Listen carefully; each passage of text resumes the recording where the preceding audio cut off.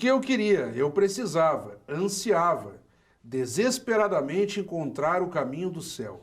Temia eu ficar para sempre esquecida aqui onde não posso voar, e minha jornada não estaria completa se eu não conhecesse de perto cada canto obscuro desse inferno onde pessoas vendem terrenos no céu.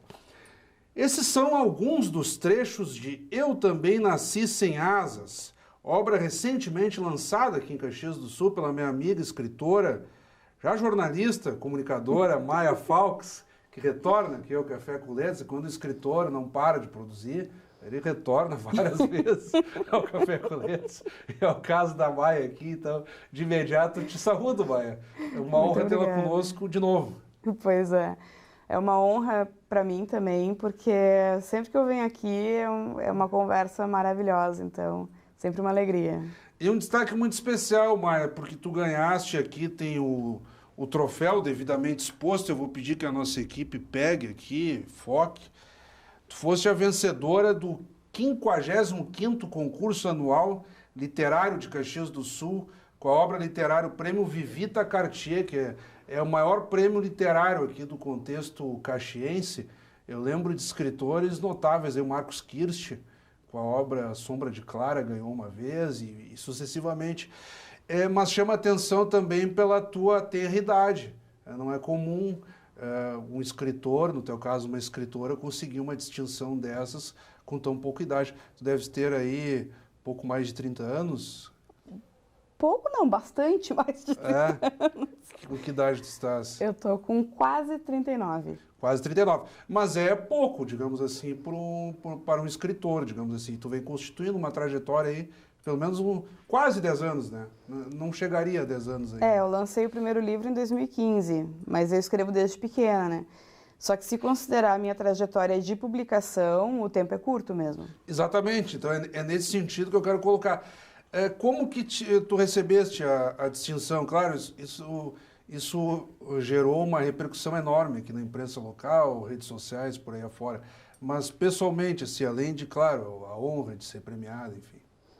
Foi uma alegria muito grande porque o reconhecimento na nossa terra é sempre algo a se destacar, né? Eu já tenho um público bem bacana por todo o país, na verdade, mas Caxias é onde eu nasci, é onde eu cresci, é onde eu vivo. E o Vivita é um prêmio que já foi dado a grandes nomes aqui da cidade, né? E pessoas que eu admiro pra caramba, que nem tu citou mesmo o Marcos. Teve a Natália, que é uma grande amiga, também ganhou ano passado. Então, quando me ligaram avisando que eu tinha ganho o prêmio, foi surreal, assim, nossa, chegou minha vez. Como assim chegou minha vez? Então, porque a gente, claro, eu me inscrevi esperando ganhar, né? A gente não se inscreve num concurso sem ter uma expectativa. Mas quando se torna algo concreto, porque tinha outros concorrentes fantásticos no concurso. Uhum. E quando eu vi os nomes, quando saiu na imprensa, eu disse, esquece. Então, para mim, foi surpreendente, sem dúvida. Eu não estava, de fato, esperando mais. Para mim, qualquer um dos outros nomes que ganhasse seria uma vitória justa. Então, ganhar o prêmio foi realmente algo gigantesco. A Natália Borges Polesso fez o caminho inverso, porque ela tinha ganho o Jabuti, que é um prêmio de magnitude nacional, e aí depois ganhou o local. É interessante esses detalhes. Muitas vezes o escritor como tu falaste, é mais reconhecido fora e depois se torna reconhecido, entre aspas, dentro, na sua própria cidade.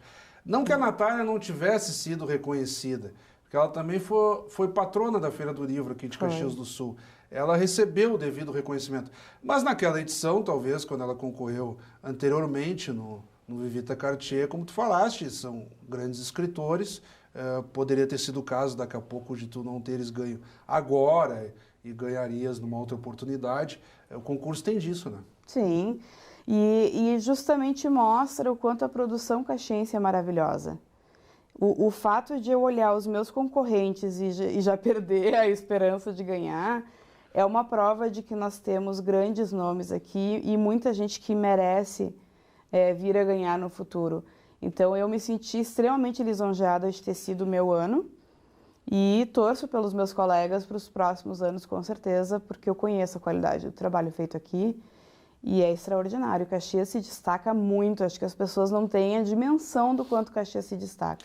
Adentrando na obra em si, ela tem um tom poético e é escrita em forma, eu diria, quase como uma poesia proseada. Isso. Eu não sei se eu poderia usar essa forma de categorização, mas aí tu vais me corrigindo no decorrer do nosso bate-papo. E tu és bem cercada aqui por digamos assim, aquele texto de orelha aqui, escrito pela Henriette Effenberger.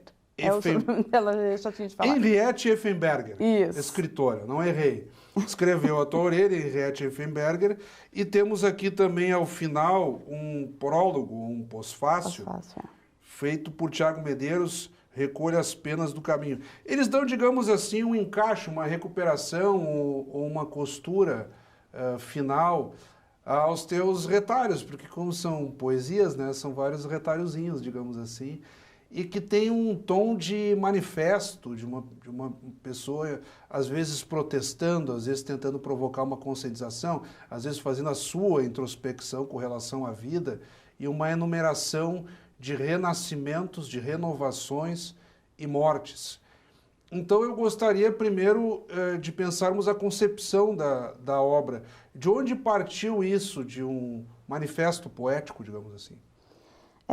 Ele é um poema longo, né? E quando eu trabalho com poemas longos, eu procuro trazer esse lado narrativo, porque deixar uma coisa muito subjetiva também atrapalha o leitor, né? Especialmente se tratando de um poema longo. E o que eu achei mais interessante foi justamente ter a visão da Henriette e do Tiago, que são pessoas de pontos diferentes do país, né? Por exemplo, o Tiago é pernambucano. E eles têm visões diferentes, né? Então, contar com a visão deles dentro do livro foi extraordinário, porque esse livro ele permite isso, né? Eu me inspirei, na verdade, assim, foi muito bizarro isso, porque foi um edital da Telucaso, né, que é a editora. Eles abriram um edital para seleção de livros e eu não tinha nada em mãos. Disse, não, mas eu não posso perder, porque a Telucaso é uma editora muito legal, o pessoal é fantástico lá, eu conheço a editora. E aí eu comecei a escutar... Editora de Jundiaí, São Paulo. Isso. Estou vendo aqui. Isso mesmo.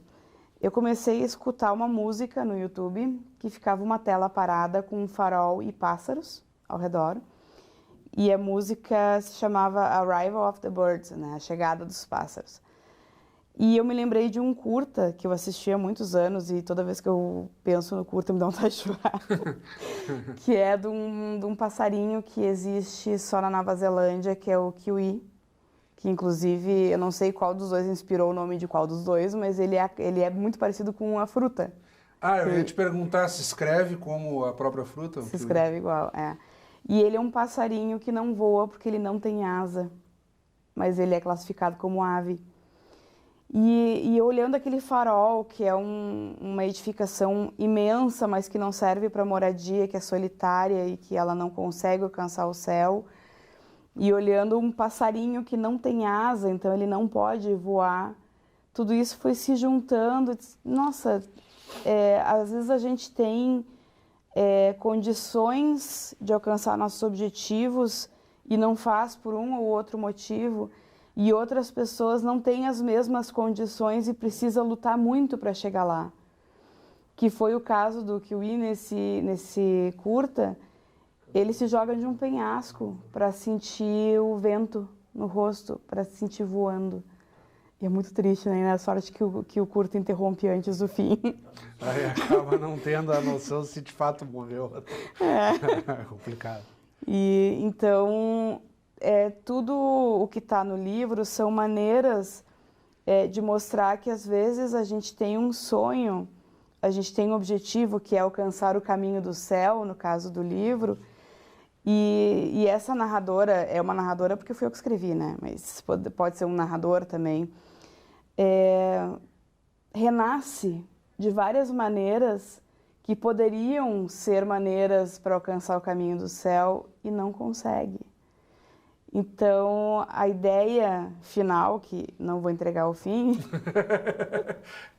mas a ideia final é que às vezes a gente tem sonhos que não são feitos para nós. E a gente tem que aprender a se adaptar com o que a vida nos reserva e fazer o melhor possível com isso. É, quando eu falei em entregar o final, porque as pessoas não veem aqui, mas antes de as câmeras serem ligadas, nós temos um bate-papo. E nós já havíamos conversando sobre o livro, obviamente. E aí eu perguntei, Maia, vamos entregar o final ou não? Porque eu leio o livro antes da entrevista. Ela, mas o final já está na capa. Então fica uma dica aí para quem já leu, não se deu por conta, ou quem ainda vai ler. Olhando a capa é possível ter uma noção do final, digamos assim. Não é tão simples, mas... não entrega tão de cara, tão de cara, mas existe uma conexão. Mas o que eu acho interessante nessa linguagem que eu uso, essa linguagem poética, é justamente porque mesmo que a pessoa saiba como a história termina, a trajetória é o que conta. Não é necessariamente a última linha. Uhum. Então, são várias pequenas histórias, porque essa narradora, ela morre metaforicamente, muitas vezes, e renasce como muitos objetos ou seres diferentes nessa busca, né? Então, cada renascimento é uma história própria. E o renascimento não necessariamente daquela morte categórica, assim. Há renascimentos de momentos da vida também. O próprio ato de dormir, ou uma frustração, um objetivo que não deu certo. Fica também uma lição de que durante a própria vida é possível se renovar, né? Porque existe uma mistificação muito grande em relação à morte, porque a gente conhece, desde que a gente nasce, a gente aprende o conceito de morte como um encerramento final, sem volta. Só que, na verdade, cada transformação que a gente tem na vida não deixa de ser uma pequena morte, e isso não é negativo, não é necessariamente negativo, porque são fases da vida que nem uma formatura. A gente sai da faculdade, aquela rotina de estudos fica para trás e começa uma nova rotina profissional. Muda tudo. O nosso amadurecimento muda tudo, a mudança de idade muda tudo.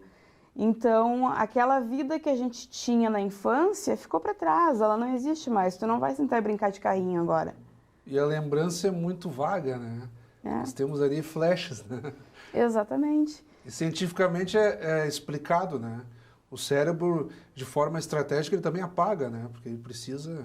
Para armazenar novas memórias. Armazenar novas memórias, né? Embora o cérebro teria capacidade de armazenar tudo, mas tu vê, é interessante isso, né? Quer dizer, tu és uma outra pessoa. Exatamente. Praticamente o cara... O que eu era? E eu não sei se é verdade, mas eu já li estudos que falam que a cada 7 anos todas as células do corpo são trocadas. É um processo intenso de renovação, né? E da pele eu sei que troca toda hora, né? Claro. As células estão sempre se renovando. Então, no fim das contas, tu acaba sendo uma pessoa nova a cada 7 anos. São muitas vidas numa só. Exatamente. Se for possível enxergar assim.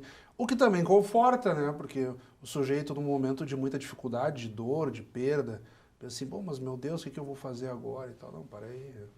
Há formas, né, de se reconstruir ou... Exatamente, e a gente está vivendo num momento onde isso está acontecendo, porque a gente nunca viveu uma pandemia antes. Hoje estamos aqui no estúdio distanciados. Recentemente nem podíamos usar o estúdio, era com máscara em espaços mais abertos da própria casa. Então, bendita vacina. Na medida em que vamos nos vacinando também conseguimos, né? Exatamente. Mas ainda seguem os protocolos de distanciamento. Chegamos aqui no estúdio de máscara, teremos que colocar novamente. Exatamente. Então imagina o seguinte, nós vivemos hoje uma realidade que há 2 anos atrás a gente jamais imaginou. Tinha a mínima ideia, não. E aí nós tivemos também um período de luto muito grande, ainda estamos tendo, são mais de 540 mil mortos. Eu perdi muitos amigos nesse período, então a gente tem que se adaptar a muitas coisas. Tem um poeta maranhense que eu fiz a orelha do livro dele e ele faleceu de Covid antes do lançamento. Vão lançar o livro dele em setembro, já em memória. Então, assim, a gente precisa aprender a conviver com as ausências, a gente precisa aprender a conviver com o uso da máscara, com o álcool Eu já usava álcool antes, então para mim isso foi fácil. Aqui na Câmara já tinha também, pelos corredores. É importante. Mas era um negócio, uns usavam, outros não, então. Eu já tinha pegou o hábito, né? Pois é, então assim, não é uma vida nova? É verdade. A Daqui a gente 40, 50 anos, o pessoal vai estar estudando o que nós vivenciamos agora. E se for ver, em 1922, 1922 também teve uma pandemia. A gente não tem essa memória, porque não é da nossa época. E as pessoas até comparam, né? A gripe espanhola, já em final da Idade Média, a peste negra, a peste bubônica, enfim. Que quase dizimou a população. Essas pandemias, ao longo da história, elas ficam, né? Até e como transformam lição, a história. Até como lição. Então, acaba sendo uma morte metafórica, coletiva, fora, claro, as mortes literais, infelizmente, né? Porque a gente teve que mudar totalmente os nossos hábitos de vida. Isso influenciou, inclusive, a literatura, não tem como não. Eu participei de antologias já falando sobre questão de quarentena. Isolamento, né? Porque isso interfere na saúde mental também, que é um tema que eu trabalho bastante. Porque quando começou a pandemia, eu até fiz um post no Facebook falando disso. Eu disse, muita gente vai experimentar sua primeira depressão, sua primeira crise de pânico, sua primeira crise de ansiedade. Aqueles grupos voluntários de psiquiatras, psicólogos que se juntaram em correntes para atender até voluntariamente as pessoas. Exatamente. Durante a pandemia. E não é uma pequena morte? É verdade. E depois um renascimento, para alguns pior, para outros melhor, para outros da mesma forma que era antes e outros, infelizmente, essa pequena morte não foi pequena. Antes de entrarmos em mais pontos do livro, Maia, nós vamos dar uma pausa aqui na abordagem de Eu Também Nasci Sem Asas, obra que é pauta do Café com Letras desta semana, e de imediato vamos chamar as dicas do autor. Roda a vinheta aí.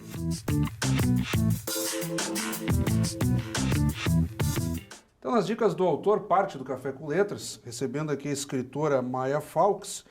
Maia, eu vou pedir que tu olhes para a câmera ali e compartilhe com quem está em casa agora dicas de leitura. Podem ser autores desconhecidos, clássicos, o que tu entendas que o pessoal tem que correr atrás e ler também. Bom, a minha indicação, na verdade, vai ser até engraçado isso, é meu blog. Vamos lá. É meu blog de resenhas, que é a bibliofiliacotidiana.wordpress.com, porque eu faço resenhas só de literatura brasileira contemporânea, em sua grande maioria autores de pequenas editoras, então desconhecidos do grande público. São mais de 150 resenhas e livros extraordinários, livros que às vezes não são encontrados nas livrarias, mas que nas editoras têm à venda. E são autores que merecem ser conhecidos porque têm uma qualidade fantástica e eu defendo muito que o Brasil não conhece o Brasil, está na hora da gente se conhecer. Qual é o endereço, de novo? É bibliofiliacotidiana.wordpress.com. Ótimo. Então fica a dica aí da Maia. E retomando aqui, Eu Também Nasci Sem Asas. A leitura, ela vai se tornando aqui, por um acaso, na página 29, tem o Kiwi, ao qual tu fizeste referência anteriormente. Então fui com minhas pequenas pernas a procurar o primeiro penhasco onde pudesse voar. Foi onde eu, Kiwi, senti a força do vento pela primeira e última vez. Ou seja, aquela tua metáfora lá do documentário também foi aproveitada aqui. E aí eu gostaria de entrar nisso. O episódio de Natal é referido aqui, nós lembramos a morte, o nascimento de Cristo, né? E todo o processo de renovação que o Natal proporciona. Nós temos aqui aquele momento do sujeito decepcionado que vai dormir, então o impacto da noite de sono e por aí afora. Eu gostaria desse conjunto de metáforas. Qual recado tu pretendes dar a partir desse conjunto de metáforas? Bom, a gente se transforma e a gente tem uma oportunidade nova a cada dia, né? E nem sempre essa oportunidade nova vai ser boa. Que nem, por exemplo, quando essa narradora se transforma em flecha e causa uma tragédia, né? Que é uma tragédia, inclusive, que ainda não terminou, porque fala da questão indígena. Então, o massacre dos índios acontece desde 1500 e não parou até hoje. Então, às vezes, a nossa renovação ela não é positiva. E está tudo bem, porque a gente aprende com os nossos erros, ou espera-se que aprenda. a gente conhece coisas novas, vê novas realidades e às vezes é no susto, é levando porrada mesmo que a gente enxerga a realidade ao nosso redor, porque a gente está influenciado com aquilo que a gente tem ao nosso redor, família, amigos, o nosso meio social, e a gente desconhece outros meios. E às vezes é no susto mesmo que a gente acaba descobrindo que existem outras realidades e que a gente pode auxiliar na mudança daquilo que não está certo. Então, acho que a principal mensagem que o livro traz é que essa reinvenção, esse renascimento, está um pouco nas nossas mãos, não totalmente. A gente tem uma força social ao nosso redor que nos influencia, mas a gente pode fazer alguma coisa. Uma pergunta que eu te fiz, e aqui eu citei o Natal, por exemplo, a expectativa dos pacotes de presentes de Natal está mais ou menos assim no livro, enfim, nascimento de Cristo e por aí afora e tal. Eu te perguntei, tu és espírita, porque tem uma lógica aqui de amadurecimento da alma, do espírito, e a própria conclusão do livro leva a isso, em meio a tantas complexidades e expectativas, esse personagem, digamos assim, esse protagonista, ele vai se tornar algo tão simplório, ao mesmo tempo belo e encantador. Quem lê vai sacar a noção final, digamos assim, do livro. Mas daqui a pouco o sujeito pretende ser tanto, e ele pode ser tão pouco e representar ainda mais do que ele ambicionava, digamos assim. Exatamente. Tem, já indo para o final, esse sujeito retorna à sua origem, né? E percebe que, às vezes, alçar grandes voos não é exatamente o que a gente precisa ou o que a gente procura de fato. Você pode ficar parado, inclusive. Então, assim, a realização dos sonhos, ela é uma questão muito relativa, porque às vezes uma pessoa precisa de muito para ser feliz e outra já é extremamente feliz com muito pouco. A doutrina espírita te influenciou, né, nesse processo de construção do livro? Acaba influenciando. Eu não considero o livro com viés espírita, né? Mas influencia um pouco, mas não só a questão do espiritismo. Eu gosto muito de conhecer várias religiões, não todas porque seria impossível, mas várias religiões que também trabalham com essa questão espiritual, de evolução. Recentemente eu tive bastante contato com os orixás, que eu não conhecia muito bem, continuo não conhecendo muito bem, mas um pouquinho melhor agora. Então, o candomblé, a umbanda, são religiões que têm também uma mensagem muito bonita. Então, acho que tudo isso traz muita força para a minha produção, porque nós estamos falando não é só de crenças religiosas, nós estamos falando de forças que nos movem. Energia, né? Exatamente. Até para quem é ateu, por exemplo, que eu respeito muito, as energias da vida, a luta pelo futuro, a luta pela realização dos seus sonhos, é uma energia. Ela pode não ter um viés religioso, ela pode não ter um ser a quem se idolatrar, mas ela é uma força propulsora, né? Então, acaba que tudo isso influencia. O importante é a gente não ficar parado. E tu tens, pessoalmente, eu tenho um relacionamento contigo como amigo e te acompanho muito desde a tua primeira obra. Tu tens canalizado, digamos assim, a tua energia toda num processo produtivo muito grande. E nessa reta final, por um acaso eu tive um privilégio aqui, e se invejarem, azar de quem invejar, eu já tenho aqui o próximo exemplar que a Maia irá lançar e não foi divulgado em lugar nenhum, e aqui no Café com Letras será divulgado. Pedaços que Vejo no Espelho, o próximo livro da Maia, da editora Folheando. Eu nem tirei do plástico ainda aqui. Na contracapa nós temos aqui: é possível viver uma vida sem se reconhecer no espelho? Fragmentada em 1000 pedaços quem sou, um reflexo em um espelho quebrado. Você já teve o privilégio de saber exatamente quem você é? Durante muito tempo busquei respostas para enfim me reconhecer e descobri que as verdades nem sempre são sinônimo de liberdade. eu sou assexual e essa é a minha jornada. Aqui está então o próximo livro. Já dá uma pista aí, Maia. Esse livro, ele foi interessante porque a Folhando é uma editora de Belém do Pará. Eu fui procurada pelo editor por causa de um poema que foi publicado numa revista digital. E eu mandei esse original para ele e achei que tinha sido esquecido, reprovado, não sei. De repente ele faz contato comigo com um livro diagramado e opções de capa.